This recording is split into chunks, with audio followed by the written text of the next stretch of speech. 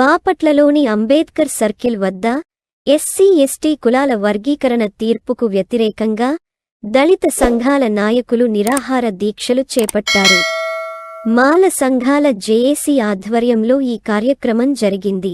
అంటరానితన నిర్మూలన పోరాట సమితి వ్యవస్థాపక అధ్యక్షులు దళిత రత్న డాక్టర్ చార్వాక, మాల సంఘాల ప్రతినిధులు గుదే రాజారావు, సమతా సైనిక దళ్ కంచర్ల చిట్టిబాబు, కాగిత కోటేశ్వరరావు, తురిమెళ్ల అమ్మేశ్వరరావు, గోసాల సుధాకర్, సలగల చంటి, శీలం రోజన్ బాబు, రేగులగడ్డ చంద్రశేఖర్, దారా బాబురావు, దగ్గు మల్లి కిరణ్ ఈ కార్యక్రమం పాల్గొన్నారు.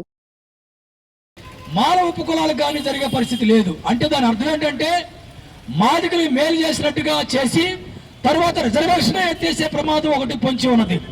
అయితే మాలా సామాజిక వర్గ ప్రతినిధులుగా మన వాళ్ళందరూ చేస్తున్న డిమాండ్ ఏంటంటే ఒకవేళ వర్గీకరణ చేయాల్సి వస్తే ముందుగా కులగణన చేయండి.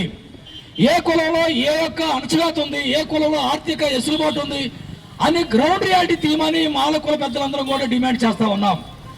రెండోది ఏంటంటే వర్గీకరణ చేసే క్రమంలో ఏ కులాలు మాల కులంలో కూడా కొంతమంది సంపన్న వర్గాలు ఉండొచ్చు, కొంతమంది పేదవాళ్ళుగా ఉండొచ్చు.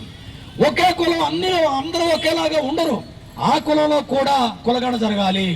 ఎవరు ఎలా హెచ్చుతగ్గులుగా ఉన్నారో చూడాల్సిన పరిస్థితి ఉంది.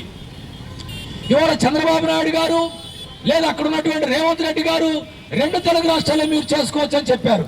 ఎలా చేస్తారు? మాల కులాలు డెవలప్ అయ్యారా, మాది కులాలు డెవలప్ కాలేదని చేయలేరు. అందుకని కులగణన జరిగితే కానీ వర్గీకరణ ఎలా చేయాలో తర్వాత చేస్తుంది. జాతీయ ఎస్సీ కమిషన్ చైర్మన్ ఆ రోజు సుప్రీంకోర్టుకు రిపోర్ట్ ఇచ్చింది. తర్వాత సుప్రీంకోర్టు కూడా చెప్పింది వర్గీకరణ చెల్లదని. సుప్రీంకోర్టే చెప్పి వర్గీకరణ చెల్లదని మళ్ళీ అదే సుప్రీంకోర్టు వర్గీకరణ చెల్లేలాగా చేయడం అనేది ఇది రాజకీయ వర్గీకరణ తప్ప రాజ్యాంగ వర్గీకరణ కాదు. మనకి అత్యున్నత న్యాయస్థానం అని చెబుతున్న సుప్రీంకోర్టు న్యాయస్థానంలో న్యాయమూర్తులు చంద్రమండలం నుంచి రాలేదు, ఆకాశం నుంచి రాలేదు. వాళ్ళు కూడా మనుషులే, వాళ్ళకు కూడా కుటుంబాలు ఉంటాయి, వాళ్ళకు కూడా కులం ఉంటుంది. కాబట్టి కుల కోణంలో జరిగినటువంటి వర్గీకరణ అంటే దీని అర్థం ఏంటంటే